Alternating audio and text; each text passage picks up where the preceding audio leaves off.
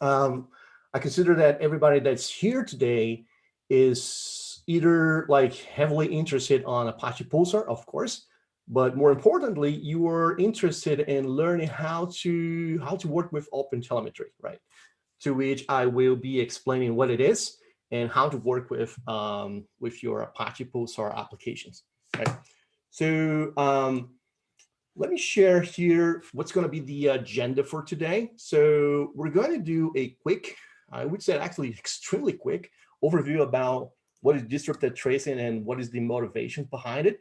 And then we're going to be explaining what is the current architecture of OpenTelemetry, right? So this is going to be important because later on I will be doing this live demo where we'll be taking an existing applications and we'll be adding the support for telemetry and Apache Pulsar, right? So, but before that, we need to understand, I need to make sure that everybody understands what is OpenTelemetry architecture, right? So every time I mention things like exporters or collectors, you know what I'm talking about, right? So let's start off by discussing the need for distributed tracing. So we live in an era where we crave for visibility, right? And what I mean by we, I mean by human beings. Like we always want to make sure that we have everything we need to take smart decisions, like smart and intelligent decisions, right? And in order this to happen, we need to actually rely on accurate data, right? So the need for visibility actually makes us to crave for this ability to observe things and do smart decisions, right?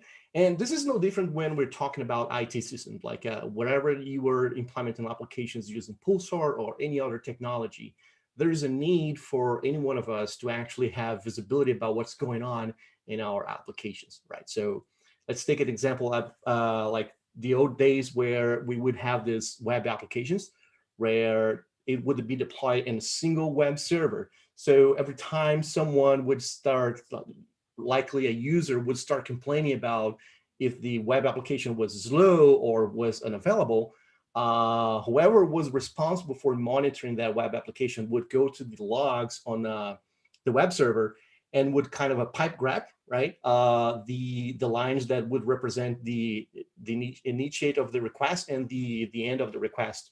So they could answer questions such as, all right, what happened during this, like in this example over here, the request started on the 45 seconds and then 12 seconds later, it provided a response. So if someone was like be able to answer the question, what happens within this 12 seconds, it will be only a matter of reading the logs, right? But again, this is only what's possible because we're talking about one web application deployed in one web server. But if we think about what the architecture these days, we're talking about architectures that are distributed by nature, right?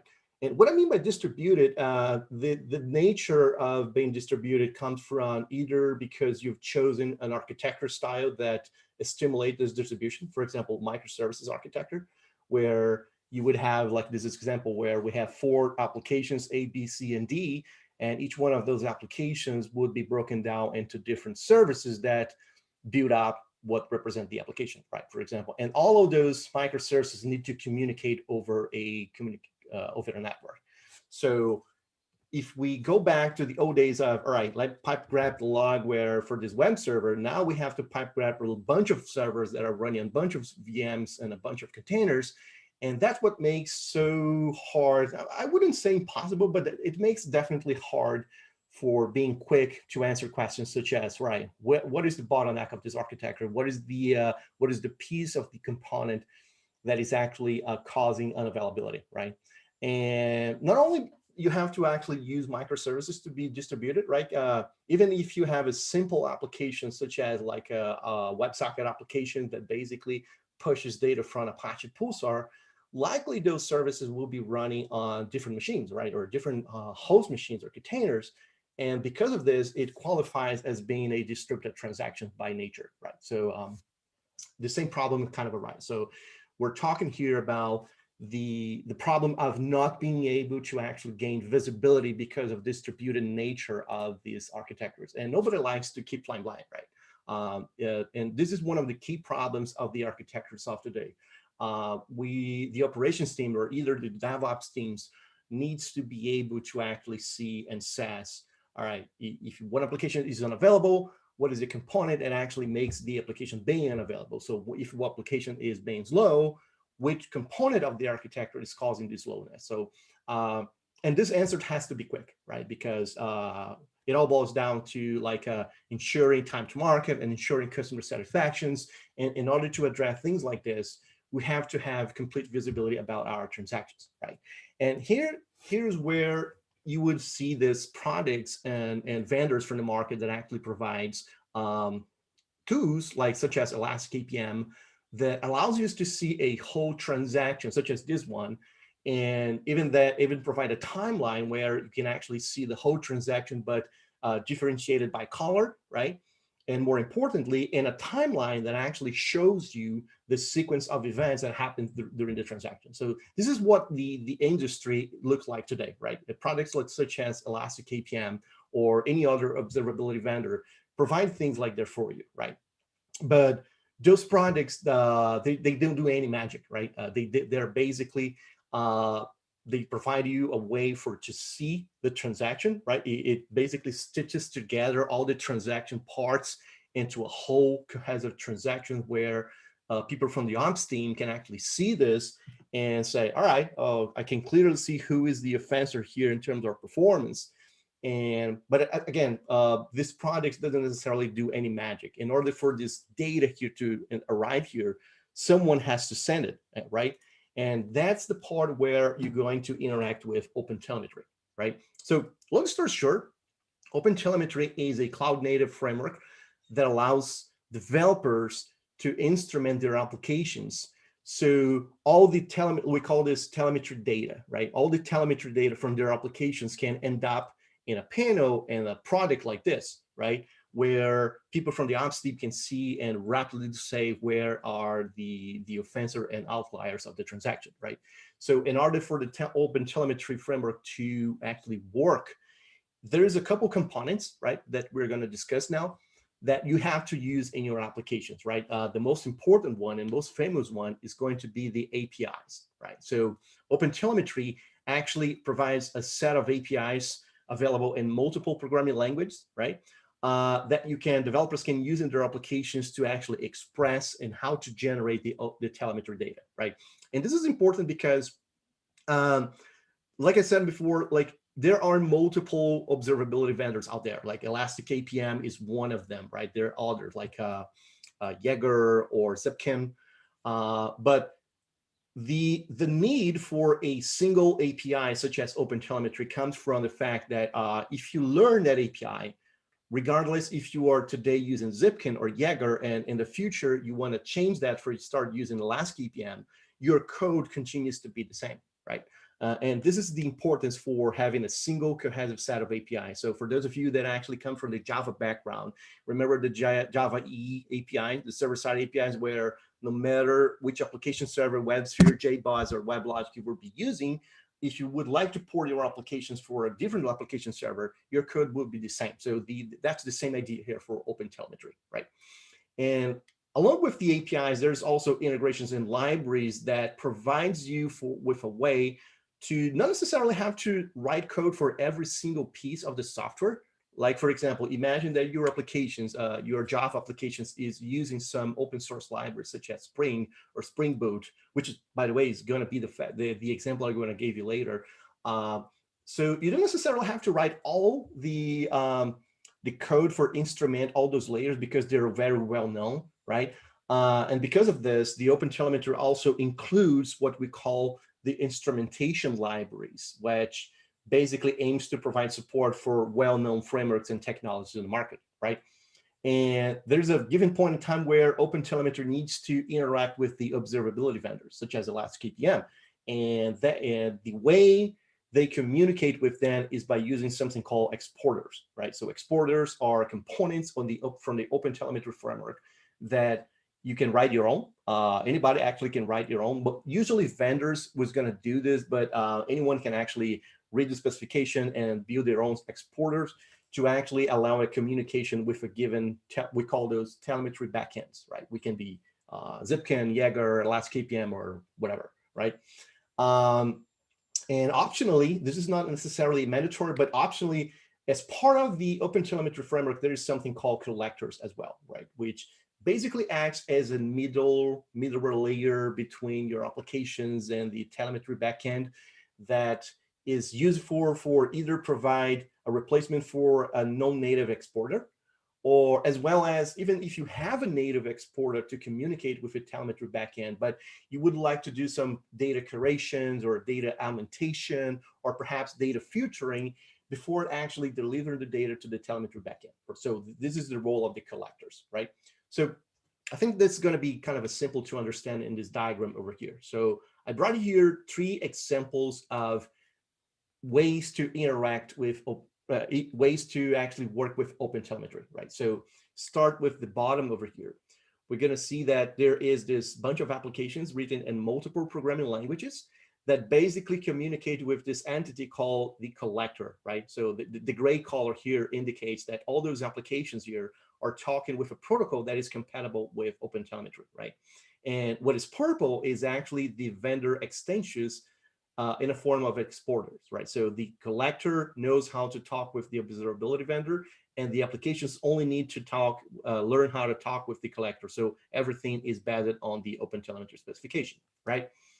Also, there is a way for you to actually bring all this, the protocol for the OpenTelemetry collector straight to the observability vendor. So this is another way to do it. So your application can talk either directly with the collector or directly with the observability vendor, as long as the observability vendor exposes to you some, along with their own vendor protocol. Most of them are, they have their own vendor protocols, but usually they are going to provide also a OpenTelemetry protocol that allows all the applications to communicate directly, right? So this is a whole bypass of the collector component in the architecture, right?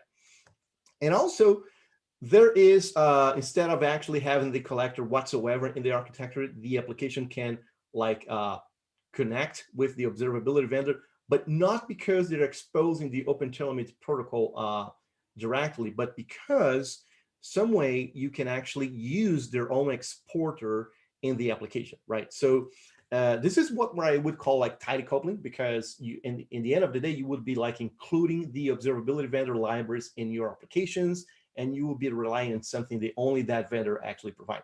So this is one of those things that they are technically possible, but not necessarily a good idea, right? So if you ask me, I think the most decoupled way of implementing OpenTelemetry would be like this one over here, where your applications only can talk with a collector, and the collector knows how to talk with the observability vendor. And this is what we are going to use in our example right now.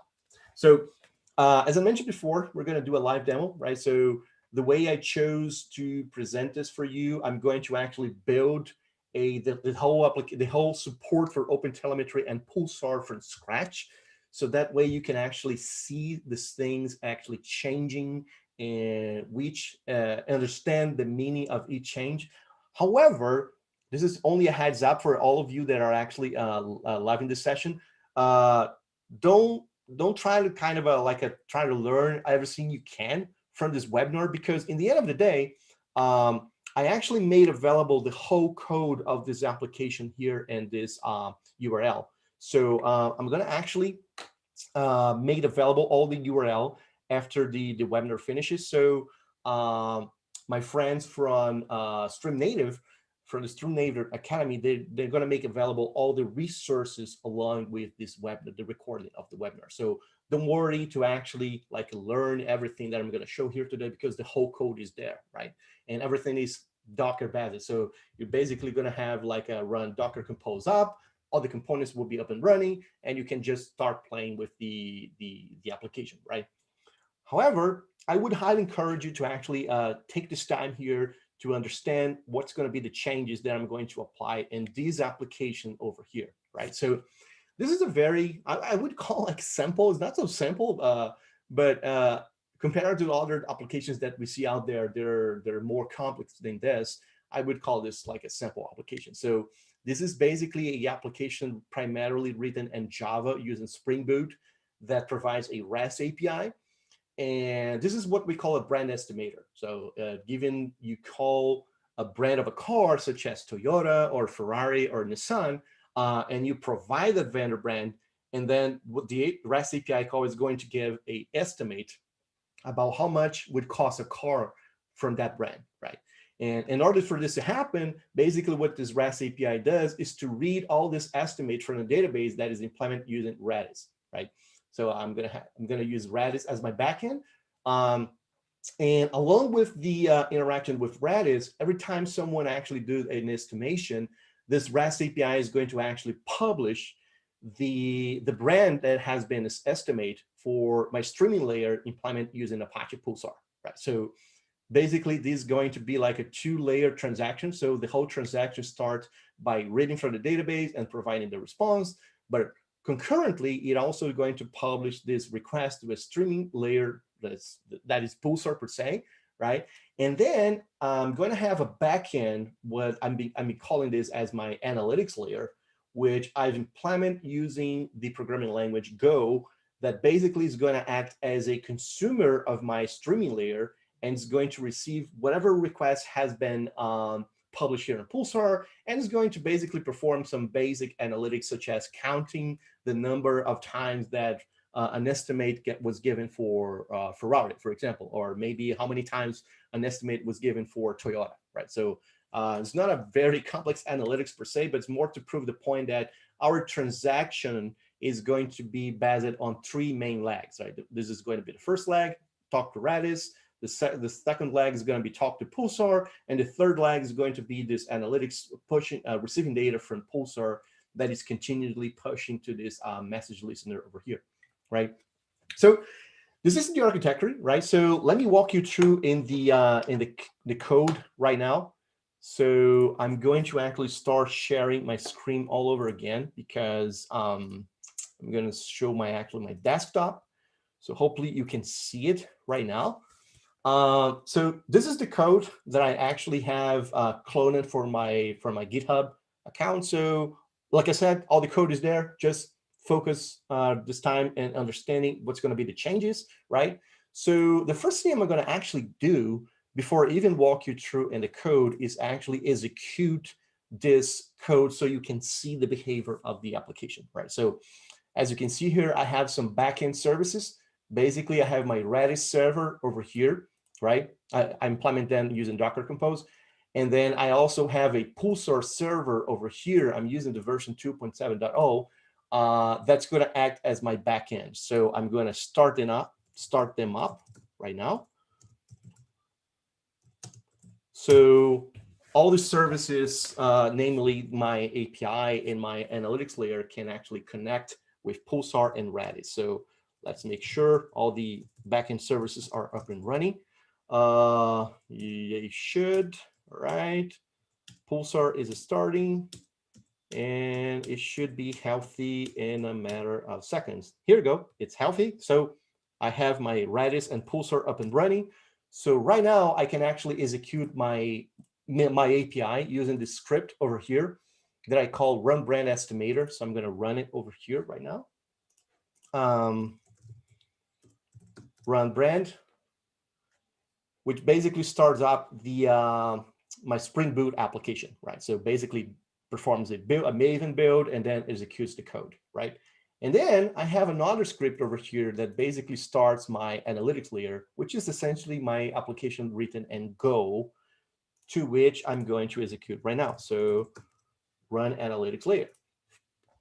So here we go. I have my backend services up and running. I have my API up and running, and I have my analytics layer up and running. So all the architecture that I've described previously, this one specifically, is actually running. So what I'm going to do now is to perform a simple first request in this application using Postman. So as you can see here, my API is exposed over the port 808080. And then I'm going to perform an estimation for the brand Ferrari, right? So I'm going to hit send. And this is the response. It's very simple. So basically, it tells you the brand that has been estimated and the price, right? And then as you can see here, in my analytics layer, I have a count for the brand Ferrari. So I have the count of 1, right? So if I issued more requests for the Ferrari, like the second request, the third request, you see that there's a count in here for every time I query the Ferrari. And if I change the brand for Toyota, for example, so there will be a new counter for Toyota right now. And in the microservice that is reading on Spring Boot, as you can see here, there is a message listener for my Pulsar application that basically prints all the messages that have been returned from the API. So this is only for you to see that the whole application is currently up and running. So like I said before, the main problems to solve here is to make all this transaction here visible for the operations team using Elastic APM. And the way we're going to do this is using OpenTelemetry. So I'm going to stop the analytics API and stop the microservice written in Java. So now that I'm showing you the application actually running, let me walk you through in the code for a minute. So the API that I wrote in Java and Spring Boot, so this is the script. Basically, I'm running a Maven build over here, and then I'm exporting some environment variables to say where is the hostname and port of Redis, as well as the URL from Pulsar. And then I'm basically running java -jar, and this is the jar file that has been generated by my Maven package, right? So this is what the script does. Consequently, my run analytics layer basically perform a build in Go, a native build in Go, to generate a native compiled program in my machine. And likewise, I export the Pulsar service URL because, like, remember, the analytics layer needs to communicate with Pulsar. So I'm exporting this and then just executing it, right? So just a quick walk you through in the code for both layers. Let me walk you through in the code for my Java API. So as you can see here, I'm using Spring Boot for the whole application. So once the application starts, I'm actually populating the Redis database with a few branches for the sake of troubleshooting and to demonstration. So Ferrari, Mercedes, Nissan, Ford, and Toyota, as well as my controller here uses also my brand repository to actually query the database every time someone is estimating. So they provide the brand. And then what I do is basically query my repository, which in this case is Redis, to see if that brand exists. If they exist, I basically retrieve the brand information, the entity, and then I return that brand information. But as you can see here, before actually returning the brand entity, I'm feeding what they call the analytics layer, right? So what this method here does is to basically use a producer, Pulsar producer, from the producer client API for Java to basically produce this record to a topic that I've called this topic estimates, as you can see here. So in my Spring Boot configuration bean, I'm actually instantiating here my Pulsar client API, given the Pulsar service URL that was provided. And then I instantiate a new producer for this topic called estimates, right? I'm doing a similar process in my analytics layer, but using the programming language Go, to which I'm using the native Go client API from the Apache Pulsar project. So what I'm basically creating here is a client.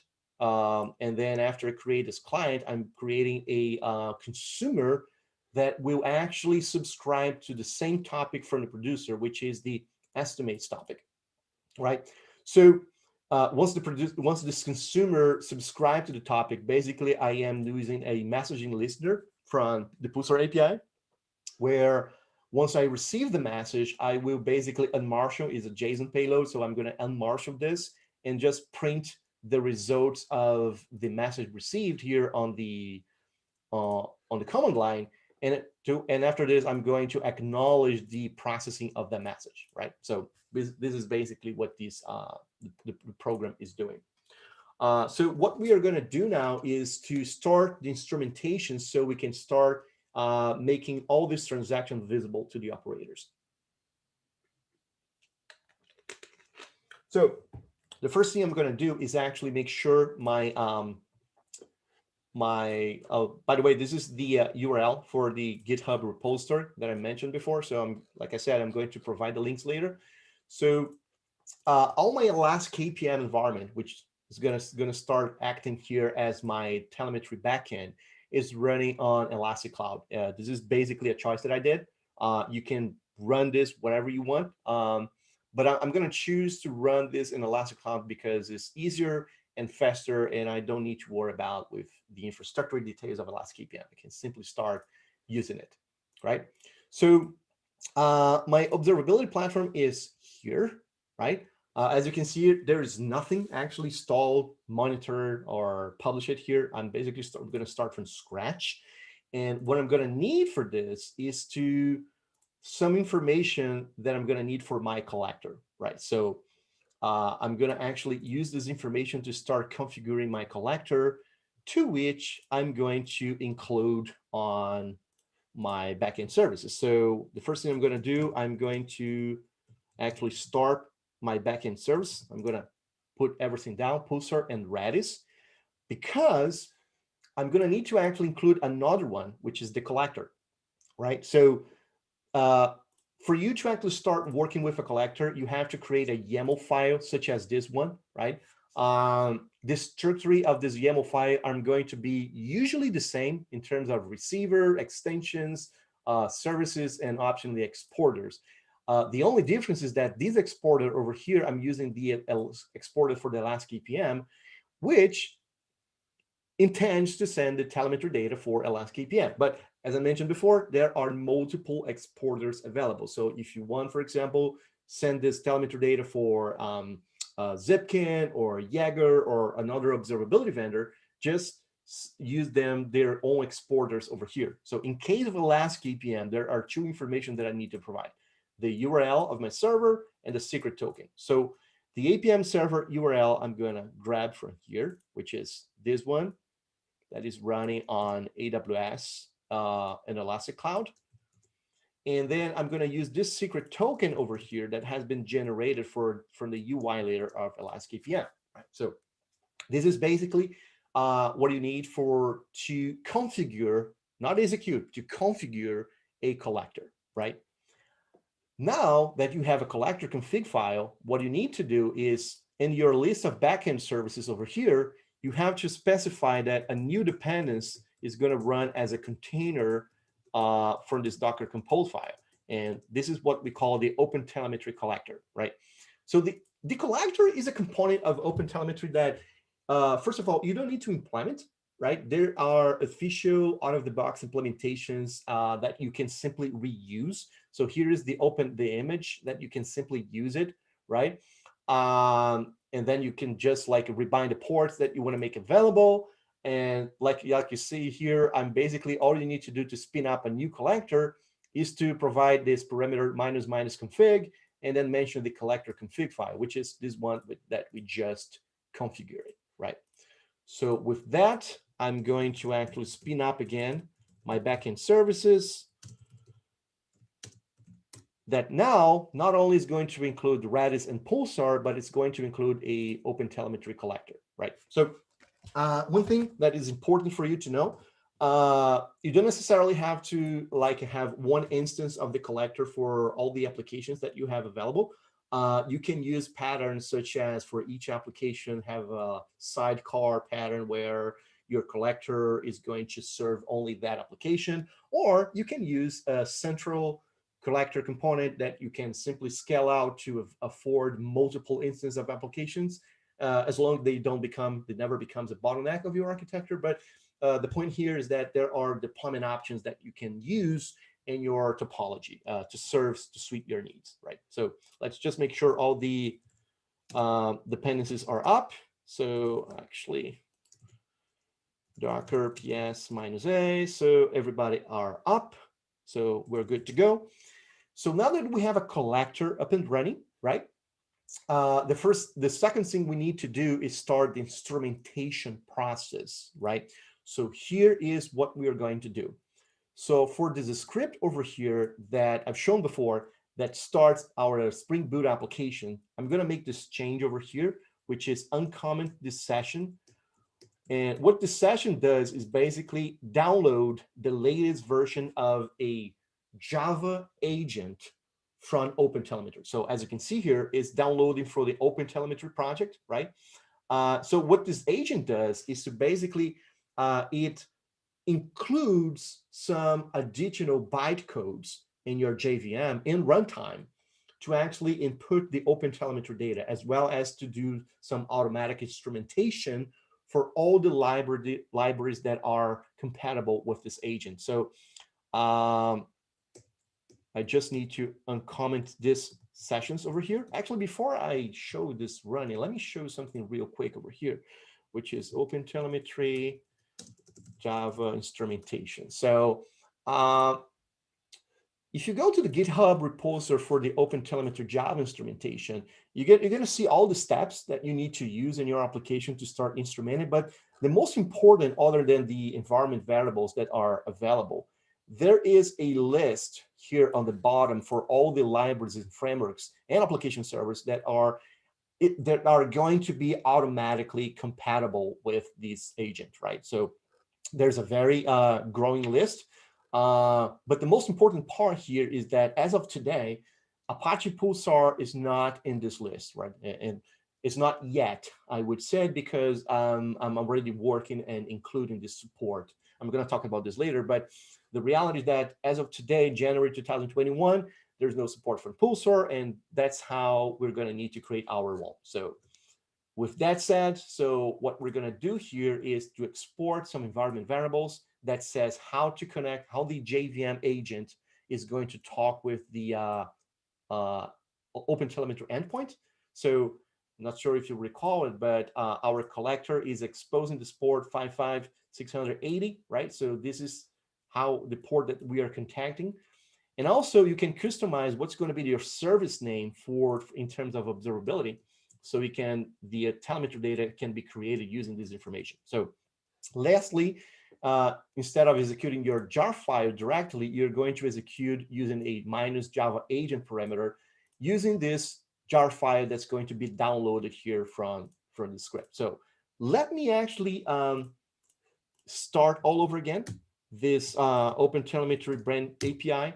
So this time, you're going to see that the script is going to download the jar file. So as you can see here, the jar file has been downloaded already. And just like before, it's just executing our API as it's supposed to, right? And the API is going to continue to do whatever it does, which is communicating with Redis and communicating with Pulsar to do what it needs to do. And now we can just execute our analytic layer again and perform a new request. Actually, before exporting the request, let's just confirm that currently we have nothing on the last KPM side. So as you can see here, there's nothing yet.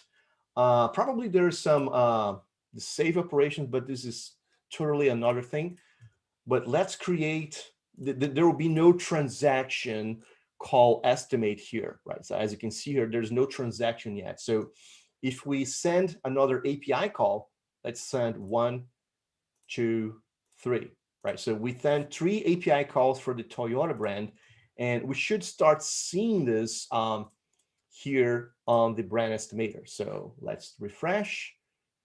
Here you go. So there's a new request over here, a transaction type, and there's this transaction called /estimate. If we click it now, we're going to see that. So here you go, there's 3 requests that I've made. And as you can see here, there is a start minimal view of our transaction. So let's understand what this means. So first of all, there's only one service in this transaction, the brand estimator per se, right?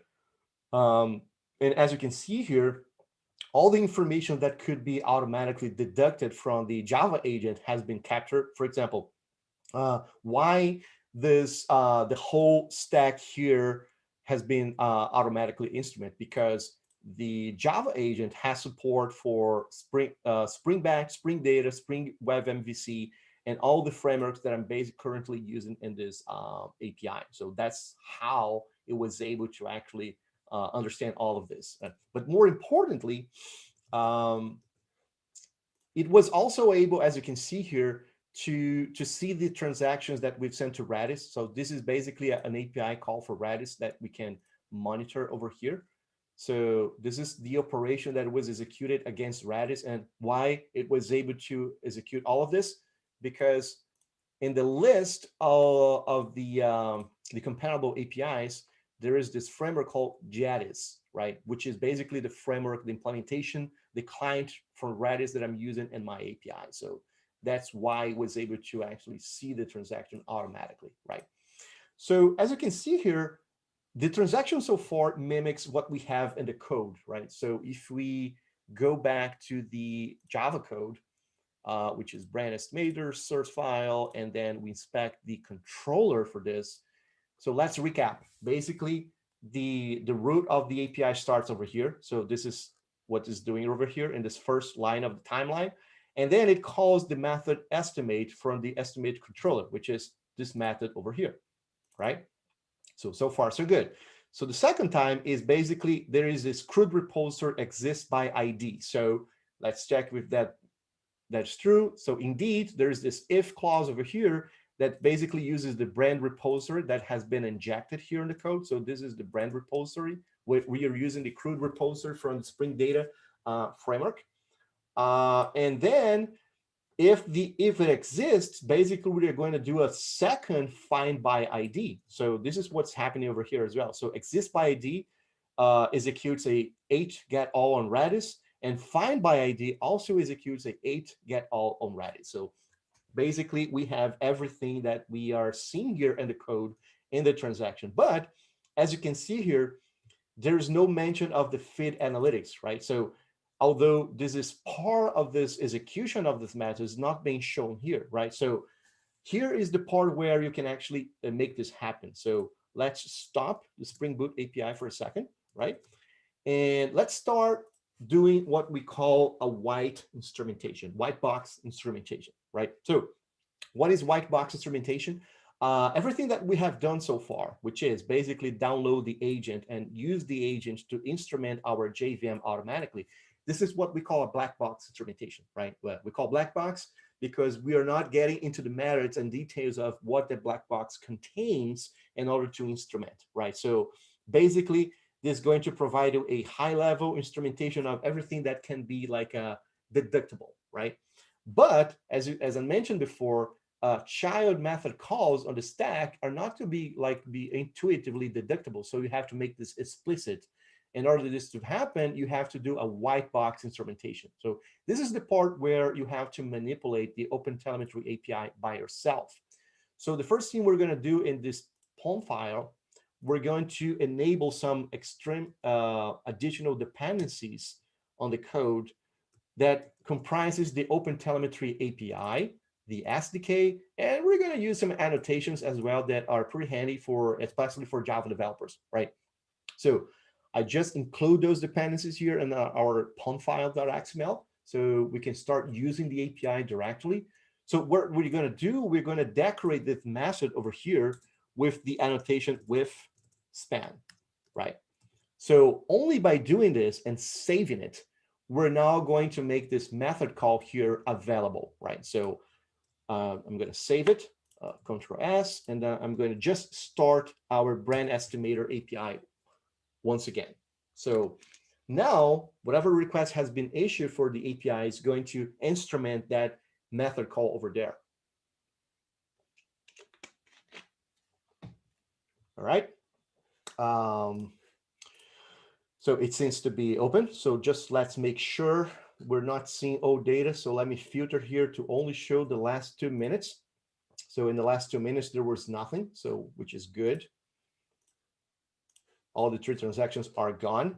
So let's refresh one more time to make sure. Yeah, they're gone. So let me issue a new request for, not for Toyota. I'm tired of Toyota. Let's talk about Nissan right now. So a new request for Nissan. So the analytics layer is working as expected. The API has responded here and is printing the contents. And now if we refresh here our Elastic APM, we're going to see a new transaction automatically. And in this new transaction, here we go. So we can see the same stacks that was shown before, but a new stack has been added to the timeline, which is the controller feed analytics. This was only possible because now we decorated our code with that annotation called with span, right? It's worth to mention that it's not because you simply decorate any and every method on your code with these annotation that the method are going to show up here on the timeline automatically, right? It's only being shown here on the timeline because indeed this method is part of the transaction. So the transaction starts over here and it's part of the transaction. It includes these method call, right? So this is important because I've seen some developers complaining on GitHub on the OpenTelemetry project about, yeah, so I've annotated some method with span and the method is not being shown. And so, yeah, so you have to make sure the method is actually executed in the transaction, right? So just FYI, let's continue. So now that we have the everything being shown so far, but we have to remember that as part of our transaction, let's recap. Besides talking to Redis and doing what the Spring, the REST API does, is also publish data for Pulsar, right? And this part over here is not being shown, if you think about it. So if you recap the transaction, it's like the transaction stops and finishes once the method feed analytics executes, which is not true because what the method feed analytics does is to actually produce a data to Pulsar that's going to be subsequently consumed by the analytics layer. So let's work with this part over here. So what can you do to actually instrument Pulsar to do this? So I'm going to stop the this API one more time. So let's work with this. First of all, this producer has been injected here in our controller because I am actually using this Pulsar configuration, as I mentioned before. So I'm treating my my producer as a bean that can be further injected into any part of my code, right? So what can we do to actually for whoever which part of the code that actually uses this producer start wrapping and including the producer usage in the transaction is using something called interceptors, right? So this is one of the amazing things that Pulsar provides, which is the Interceptors API, right? So the Interceptors APIs allows you to actually create interceptors, as I'm going to show in a moment. But once you create this interceptors, which is, I call here this OTel producer interceptor, this is right here, the code. Basically, what you have to do is to create a class that implements this API interface producer interceptor. And once you have that class, you can, during the creation of your producer, you can call this method .intercept, and then you simply provide an instance of your interceptor. So what's going to do? Every time this producer is going to be used, in this case over here, is going to execute this callback methods over here, for example, before send. Like the name implies, before the message is actually produced and transmitted to the Apache Pulsar broker, this callback method here will be executed. That is usually used for giving a chance to transform and change the message before the transmission, but we're not going to do this. What we're actually going to do is to use the OpenTelemetry API to decorate and instrument this method call. So the first thing you need to do, if you are going to do, like I said before, a WhiteBox instrumentation, is instantiating and using what we call a tracer, right? So the best way to create a tracer is calling this static master get tracer from this global OpenTelemetry, and then you provide a name, can be anything you need, and a version of your tracer. So this is basically what we are going to do over here. So now we have a tracer. We can actually use it to create spans, right? So what are spans? Spans are each one of those lines over here. A span is a leg or a piece of your whole transaction that is going to comprise a duration, right? So that's why we call spans. So what I'm going to do here is to uncomment this part of the code here that is going to do this for me, right? So I need to actually handle some imports before we move on. Okay. all the imports has been created. So let's recap over here. So basically, to create a span, you're going to call the tracer span builder and going to give a name to the span. Basically, I'm going to use the topic name and concatenate with send. I can set the kind, in this case, a producer, and I'm going to start it. So this span over here is usable and demarks the start of this, let's call lag. And then I'm going to retrieve the current context of my current transaction. That's recap, the transaction that has been started here in my controller.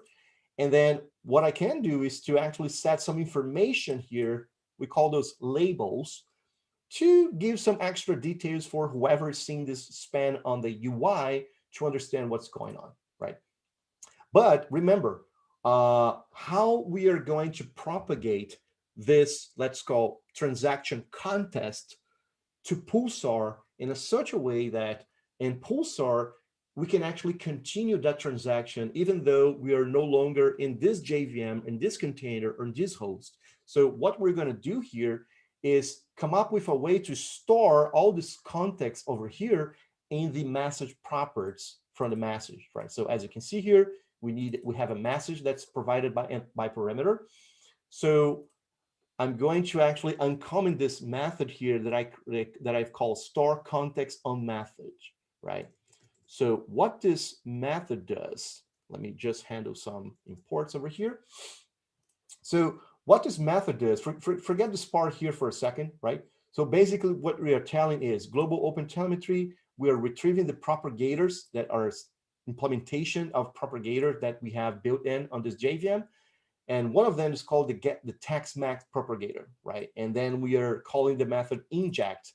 So we are injecting this contest and this message over here. We call those carriers, so which is the component that's going to carry the context. And in order for this to actually happen, we need to provide a setter, right? Which is a setter? A setter is an implementation of this method interface here called text max propagator setter, right? That basically you provide the implementation of this method set, to which you are going to provide a carrier, which in our case is the Pulsar message, and then a key and a value, right? So why this is important? Because remember that OpenTelemetry is not protocol specific. So in this case here, we're trying to write some information on the Pulsar message, specifically on the property session. But what if this would be like an HTTP request? So we could actually provide an implementation that instead of writing on the properties, it would write, so for example, in headers, right? Because HTTP protocol has headers. So this is a pluggable way for you to actually instrument how the context of a transaction is going to be propagated to other layers. So this is how OpenTelemetry provides you with a way to actually do this propagation. So this is all you have to do. And then let's actually execute the API one more time. Now that the code, did I just make sure that I actually, okay, the intercept is over here. Good. So let's execute the API one more time. And let me refresh here the dashboard. So we should have no more transactions in the last, again, 2 minutes. So the API is starting up. And remember, now the difference is that the producer call specifically, this call over here should show up in our transaction, if everything is right, at least. So the API is up and running. Let's perform a new request to our Nissan brand. The request has been executed as expected, so nothing new here. What should be new is that we should have a new transaction showing up here in Elastic APM. And in this new transaction, voila. After the feed analytics method, we now have this new span over here whose name is estimates/sends. Actually, space sends, sorry. Where this name came from? Because in our interceptor, when we were saying the name of the span, we used the name of the topic and then space send. So this is the information. So remember these labels that we've included over here, saying that's Pulsar, the topic, and all of this. If you click here and estimate send, you can actually see the metadata of it And all those labels are going to show up here. So estimates, topic, pulsar. So this is how you can actually communicate. You as a developer, you can communicate some information to whoever is responsible for the monitoring of those transactions. So as you can see here, with a very few lines, we actually start the instrumentation of it. But the beauty of this approach over here that I've used it is relying on this Interceptor API, right? So why this is important? Because in this code over here, that's quite simple. I'm basically using this producer once, right? But what if you have a very large code base in which the same producer would be shared across multiple parts of your code, or even though there will be like multiple producer. So instead of repeating the code, you can just use this approach of using interceptors from Apache Pulsar and encapsulate all your declaration for an OpenTelemetry on it and reuse that code wherever you applies, right? So that part is done, right? I'm actually have here a implementation for the consumer. So as you can see here, I'm actually have here a consumer, right? This is why the message is being shown every time I perform a REST API call. So let's do the same. Let's uncomment the code for the consumer interceptor so we can do the same. The consumer is going to be slightly different from the producer because the way it works, but I will explain in details what's going to be the main difference, right? So first thing, we have to create a tracer. So this is done just like we did before. And then we're going to use this hash map over here because we're going to have to actually perform this declaration in two different moments, right? The first moment is right before the actual consumption of the message, right? We're going to need to actually extract the context from the message, right? Remember that in the producer, we had to store the context on the message, right? We provide an implementation for the text map propagator, right? And the consumer, we're going to do the inverse, which is extract that context from the message. So this is why I created this method over here, right? And this method basically provides an implementation of, instead of a setter, a getter, right? Which I have to provide the callbacks keys and the get, which basically, as you can see here, is doing the interacting with the properties from the message, right? So what we're going to do here is before consumption, we're going to extract the contents. And if there is any context to be extracted, we're going to save this on a cache, right? Which is this cache over here, giving the message ID, which, as you may know, is unique on Pulsar, right, during the consumption phase, right? Why we're going to do this? Because we're actually going to start and finish the span, not during the consumption part, but right after the consumer acknowledges, right, the message. Remember, for the sake of how you provide durability options, not durability, actually, the transaction semantics of your processing, right? You have to actually work on an acknowledgement on a message level, right? So what we are going to actually do in this unacknowledged callback, this is the part where we're going to actually, let me fix the imports for a second. Scope, span. And this is the part where we're going to retrieve, if the cache contains that message ID, we're going to retrieve the context that has been extracted before. And this is where we're going to actually create the span for the receive part. And then we're going to finish that span, right? So with the consumer actually implemented, we can go back to our bean for the consumer, and then we can simply use the interceptor in our code, right? So with that is done, let's execute our code one more time. And then we're going to have now a new leg of our transaction that actually decorates and demarcates this milestone of the transaction, which is the consumption of the record, right? So let's wait up for the Spring Boot application to start up. It has been started. It's good. So we should have no new transactions in the last 2 minutes, which is also good. So let's issue a new request one more time. Here we go. So here's the response. Here is the actual consumption of the consumer from Pulsar that is working as expected. But more importantly, if we refresh right now, we should have a new transaction, and voila.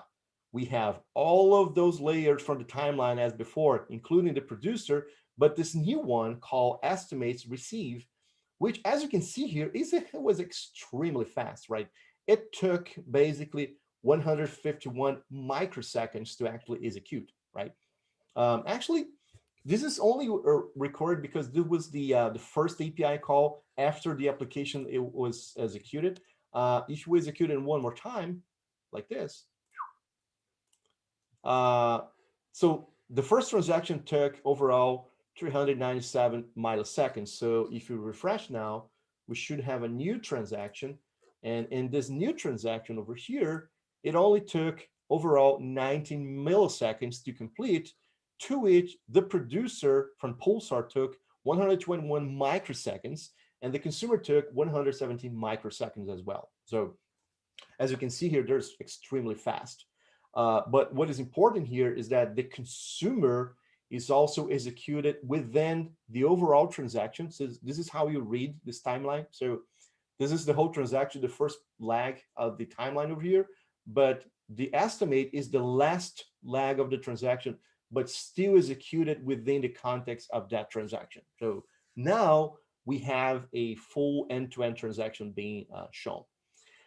However, like I mentioned before, our actual transaction, this is not the consumer that we're going to actually see. So the consumer that we are just instrumented right now is what we call a dummy consumer, the consumer that they're just created over here for demonstration purposes. But this consumer does nothing other than print the value in the output, right? So what I'm going to do now is actually comment out this consumer over here. We don't want to use this consumer for our transaction, but again, the code will be there for you to see and use if your thing is instrumenting code for consumers in Pulsar using Java, right? But we're going to actually instrument here is our Go program, right? So now let's talk about how to instrument our Go application, right? So let's go back to the code in Go, which is part of the analytics layer. So this is the source code of our client written in Go. So as I mentioned before, basically what this client does is to create a new client for Pulsar, and then it's going to subscribe and create a consumer for that topic. And then in a forever loop is going to read every message from the channel, that is the callback, and then print out on the storyboard. But we're now going to actually uncomment this part of the code over here that creates all the code necessary to instrument our Go application. Let me just fix here one, just import expression over here, because it's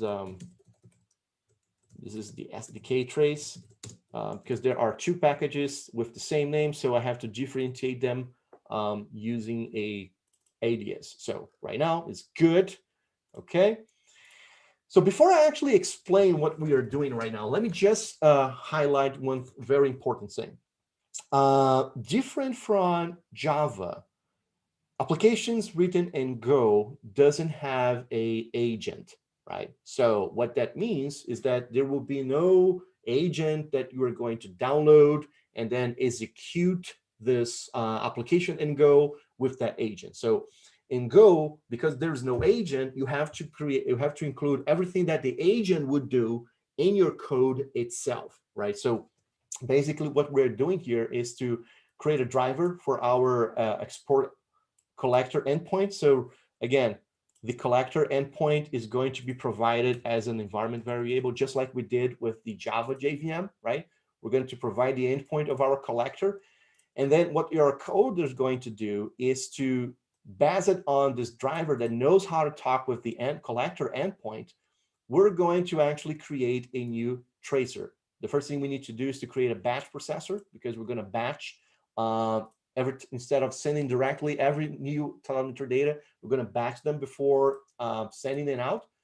And once we do this, we can create the tracer. So In order to do this, as you can see here, we need to create a tracer provider, right? So the resource is created out of the driver, and the exporter, remember the concept of exporter. So I created my own exporter over here that I'm reusing to create my tracer, right? So the code is currently complaining that I didn't use the tracer so far. So what I'm going to do is actually start using it.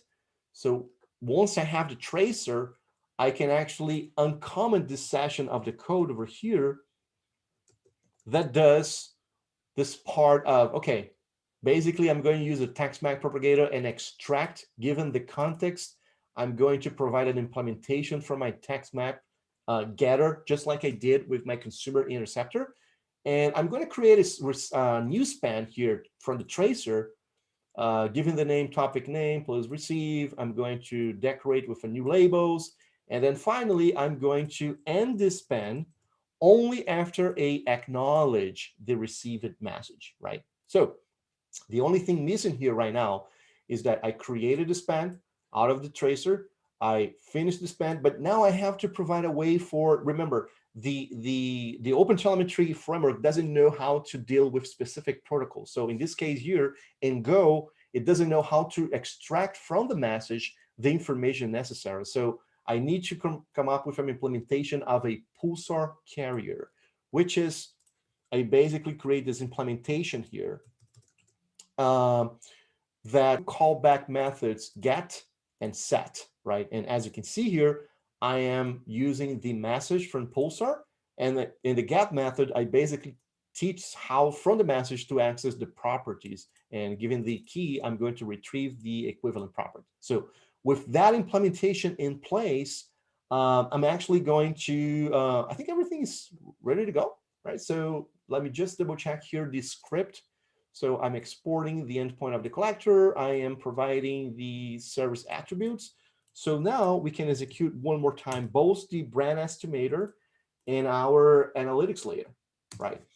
So what needs to happen right now, differently from before, is that this time, this consumer here that we call analytics is going to be executed from the Go application instead of executing from the Java application that before was basically the Spring Boot application. So now we're going to be dealing with two different layers, two different operating system processes that likely in the real world would be executed in two different machines, two different networks, perhaps two different containers, right? So, okay, the API is up. The analytics layer is also up. Now we can do is to basically, just before I actually refresh, just recap. As you can see here, there's only one service that comprises the whole transaction. So I'm going to refresh now. There are no new transactions in the last 2 minutes. And then I'm going to issue probably my last API call for the day. And this time I'm going to pick a Ferrari. So this is the API call, executed as expected. Our clients should be executing as expected as well. So this is the count for Ferrari. But now, if we actually refresh our Elastic APM dashboard, we should see a new transaction. And in this new transaction, as you can see here, there are now two services. One, blue, which is called Brand Estimator, which is our RAS API, read it, and Spring Boot. And now we have the analytics layer, which is green. So everything that starts until the estimate send is the blue part that represents the Brand Estimator API. But the red part is essentially, I'm not sure if everybody can actually see here, but it probably is too small, but there's this little line here. Trust me, it is the color is green, and it represents the lag of the transaction that was the consumer written in Go. If we click here, we can actually inspect the metadata from this. And as you can see here, the agent is different. So the agent name now is OpenTelemetry Go. This is the version of the agent. And if we compare with this lag, this span over here, you're going to see that the agent is different. So this is OpenTelemetry Java, and the version of the agent is different. Everything else is different, right? So this is only to prove for you that this is actually our analytics layer that was implemented using this Golang microservice. Right. So now we have the complete transaction being instrument it and monitor it and export it to a last KPM. So now people from the operations team can have a complete visibility of the whole transaction. Now they can clearly see that, okay, for this transaction over here, it took about 427 milliseconds to complete this REST API call over here, to which the Apache Pulsar producer that was written in Java took 41 milliseconds, and the Apache Pulsar consumer that was written on Go, it took 101 microseconds, right? So again, probably just because this is the first API after the boot up, if we issue a new request over here, it should be faster. As you can see here, 23 milliseconds, right? Probably there's some socket networks. It took probably less, but if you refresh here, we should see this new transaction coming in. Here we go. Should be here already or not. Refresh. Oh, here we go. Here's this one over here. So this one took 18 milliseconds, right? So in this new request, so out of this 18 milliseconds, the producer from Pulsar took 106 microseconds, right? And the consumer was extremely fast.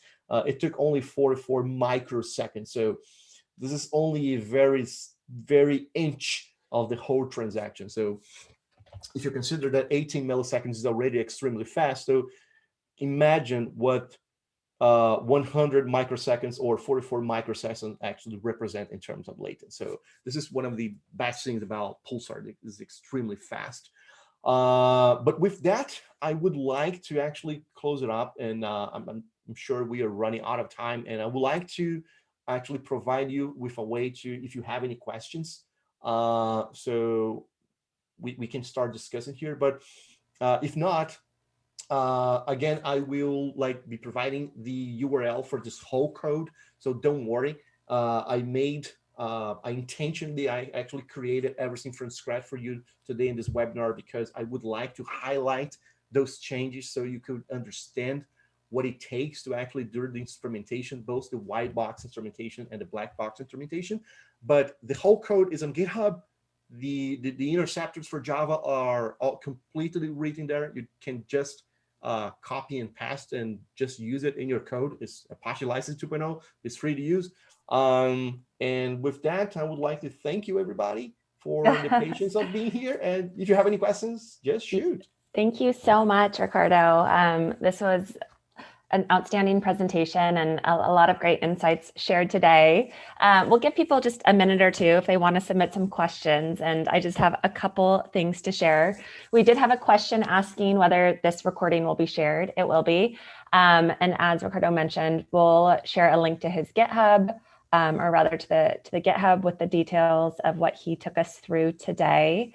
Just to share a little bit more, Stream Native Academy hosts monthly webinars with industry thought leaders such as Ricardo. So if you're interested in more great content such as this, you can either follow us on YouTube, or you can also join the Stream Native mailing list. We'll also be launching monthly webinars dedicated to Pulsar project updates, and those will be hosted by Apache Pulsar PMC members. So definitely a great opportunity to talk to Pulsar experts directly. And what else? Yeah, I think the last thing, Ricardo, do you want to share where people can find you on Twitter, GitHub, otherwise? Yes. I actually, I stopped at share, but let me share one more time, because in my presentation, I actually provide the link of it. So in this blog over here, I'm going to also put on the chat is https://riferay.com. This is my personal blog. And in there, you're going to find my email, my Twitter handle, all the links from the other social networks, such as LinkedIn. I'm an open book, like Caroline noticed, if you try to interact with me, I'm likely 24/7 available to answer any questions that you have. So yeah, feel free to reach out, and any questions that you might have, I will be gladly answering. If I know, of course, but if I not, I will I will ask CJ or any one of the experts from Stream Native that knows Pulsar more better than me. Okay, great. Well, thank you so much, Ricardo. Really enjoyed this. Thank you everyone for joining today, and hopefully we'll see you on next month's Stream Native Academy webinar. All right. Thank you, Awesome. Caroline, one more time, and thanks you. See you later. All right. Thank you guys. Bye. Bye.